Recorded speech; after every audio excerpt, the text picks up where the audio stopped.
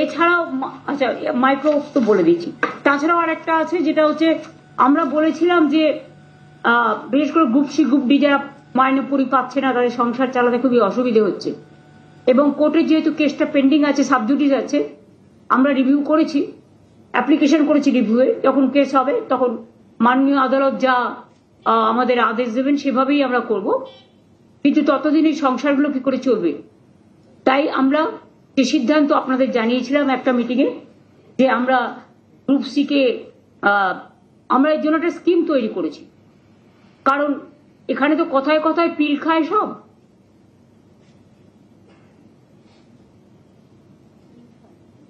পিল খেয়ে মানুষকে কিল দেয়, বাংলায় ওয়ার্ড, আমি ইংরেজি ওয়ার্ড বলছি না। খেতে দেওয়ার ক্ষমতা নেই, কিল মারার গোসাই, প্রবাদ। কাজে গ্রুপ সি ও ডি দের জন্য বেতন অনিবার্য পরিস্থিতি কোর্টের অর্ডার অনুযায়ী বন্ধ হয়ে যাওয়ায় তাদের সংসারগুলো অনেক প্রবলেমের মধ্যে আছে। তাই আজকে রাজ্য মন্ত্রিসভার অনুমতিক্রমে ওয়েস্ট বেঙ্গল লেবার ডিপার্টমেন্টের আন্ডারে West Bengal livelihood and social security interim স্কিমের নামে একটি স্কিম আমরা তৈরি করেছি।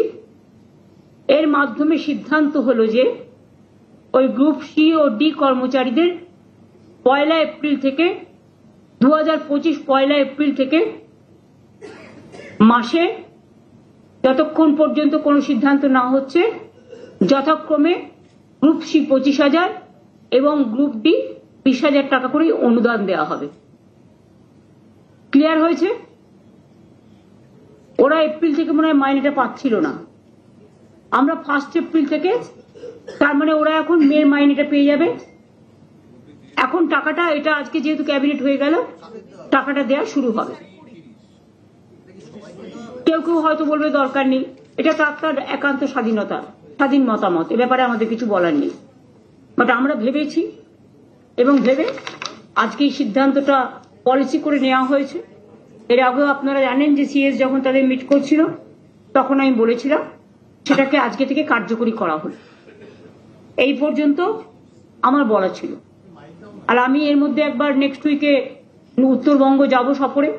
আপনারা কিন্তু স্বপন নিয়ে উল্টোপাল্টা এখন কেউ লেখার চেষ্টা করবেন না, তার কারণ হচ্ছে আমাদের কিছু প্রোগ্রাম রেডি হয়েও আছে।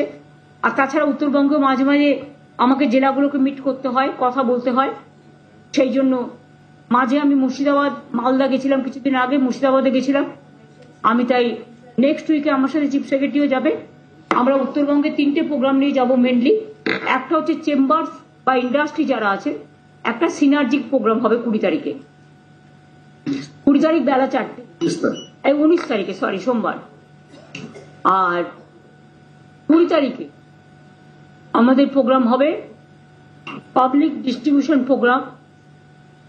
বানারহাটে হলে সবচেয়ে ভালো হতো, আলিপুরদুয়ার আর জলপাইগুড়ির মাঝখানে হতো, কিন্তু যেহেতু এখন বর্ষার দিন, এখন আপনি হেলিকপ্টার ইউজ করতেও পারবেন না, কারণ যে কোনো সময় ঝড় জল টর্নেডোগুলো হয় এই পরিস্থিতিতে। তাই আমরা আগে অনেকবার আমরা ওইসব জায়গায় প্রোগ্রাম করেছি, কিন্তু আমরা ওন্দলাবাড়িতে কখনো করিনি। তাই বানারহাট থেকে ওন্দলাবাড়িটা খুব কাছে হবে আলিপুরদুয়ার জেলা থেকে, এবং ওন্দলাবাড়িতেও জলপাইগুড়ি জেলার মধ্যেই পড়ছে। পাবলিক ডিস্ট্রিবিউশন একটা প্রোগ্রাম করবো 20 তারিখে।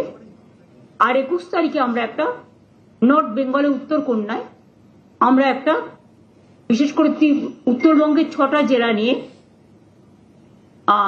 6টা কেন, এখন তো হচ্ছে তোমার দার্জিলিং কালিম্পংকে নিয়ে 8টা হয়ে যাবে, তাই তো?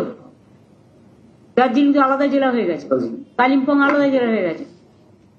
তাহলে কুচবিহার, জলপাইগুড়ি, আলিপুরদুয়ার, দার্জিলিং কালিম্পং এর পক্ষে থেকে জিটিএ থাকবে, জিটিএ চেয়ারম্যান এবং সেক্রেটারি থাকবে।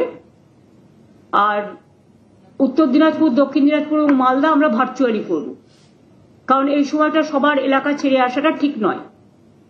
শিলিগুড়ি থেকে কুচবিহার বা আলিপুরদুয়ার বা জলপাইগুড়ি 2-2.5 ঘন্টার মধ্যে পৌঁছে যাওয়া যাবে। উত্তরকন্যা তো জলপাইগুড়ির মধ্যেই, শিলিগুড়িও কাছে। আর শুধু আলিপুরদুয়ারটা, কুচবিহারটাও এখন কাছে, এখন 2 ঘন্টার মধ্যে পৌঁছে যাওয়া যায়, কারণ হাসিমারার ওখান দিয়ে রাস্তা আছে, আলিপুরদুয়ারের ওখান দিয়ে রাস্তা আছে, কাছাকাছি হয়ে যায়। এখন রাস্তা ভালো করে দেওয়া হয়েছে।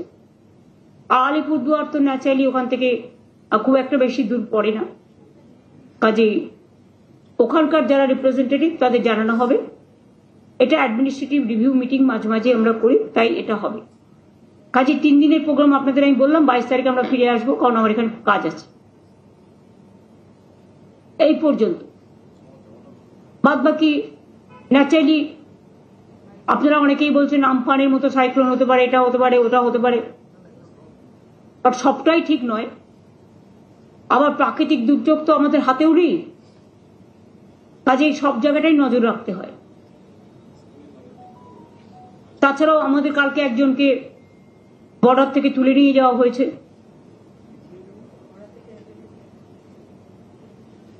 যদিও তার নিজের জমিতে সে চাষ করছিল। আমি সিএস কে বলবো প্রপার জায়গায় কথা বলতে। এ নিয়ে আমি আর অন্য কিছু বলতে চাই না। আমরা আমাদের সেনাবাহিনীর সকলকে সলিডারিটি জানাচ্ছি, অভিনন্দন জানাচ্ছি। যে শহীদরা প্রাণ দিয়েছেন, এটা আমরা ক্যাবিনেটেও বলেছি, আলোচনা আমরা রেজুলেশন নিয়েছি, এবং যারা শহীদ হয়েছেন তাদের সকল পরিবারকে আমরা শ্রদ্ধার্ঘ্য নিবেদন করে শহীদ তর্পণের জন্য আমরা প্রস্তাবও নিয়েছি। শহীদদের শ্রদ্ধা জানি। এই পর্যন্ত। যুদ্ধ নিয়ে কোনো কোশ্চেন করবেন না, অন্য কিছু করবেন, বলুন। दीदी, बीएसएफ का जो जवान है बंगाल के हुगली डिस्ट्रिक्ट से, वो वापस आए हैं पाकिस्तान की कस्टडी से। आपने भी काफी बार बात की थी उनके परिवार वालों के साथ, क्या कहेंगे इस पर? देखिए, पूनम साहू जो हमारा बीएसएफ का जवान है, उसको बॉर्डर से ले गया था पाकिस्तान ने, जब हमारा ये कोयलगांव का बाद जो शुरू हुआ था। तो उसको बीबी का साथ, रजनी का साथ मेरे को 3-4 दफे बात हुआ, और हम लोग भी हमारा ओर से बहुत सारे कोशिश किया है। हमारा डीजी पुलिस भी और बीएसएफ का डीजी का साथ कंटिन्यूअस हम लोग टच में थे।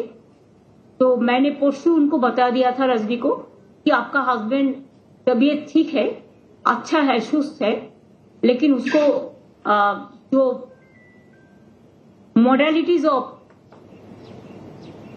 ऑपरेंडी जो करना है रिलीज करने के लिए, उसको लिए थोड़ा टाइम वो लोग मांगा है। और परसों जो मीटिंग था, वो मीटिंग में मैं ये बात को रखने के लिए रिक्वेस्ट किया था। तो वो लोगों ने बात भी किया, और कल भी वो लोगों को बात हुआ। इसको ऑपरेंडी क्या होगा, इसके लिए तो प्रोसेस होता ही है, इसको तो टाइम देना चाहिए। तो आज सुबह में रिलीज हो गया, मैंने बहुत खुश, उसका परिवार भी खुश है, देशवासी भी खुश है। हमारा और भी अगर कोई रहे वो भी वापस आए, हम चाहते हैं। जब ऐसा कुछ होता है तो इसपे इसका सिस्टम ही है, वापस देते हैं, वापस लेते हैं। बंगाल में कोई पेट्रियोटिक रैली ऑर्गेनाइज की जाएगी, क्योंकि बहुत सारे स्टेट में अभी पेट्रियोटिक रैलीज की जा रही है। That our party is doing, yes, Saturday and Sunday from 3 o'clock to 5 o'clock. They will do. It is to give pay the solidarity to the Jawans, and number 2, condolences for the brave Jawans who sacrificed their life for the country, the motherland. उसका परिवार कोई है तो उसको घर में जाके भी उसको श्रद्धांजलि निवेदन करेंगे।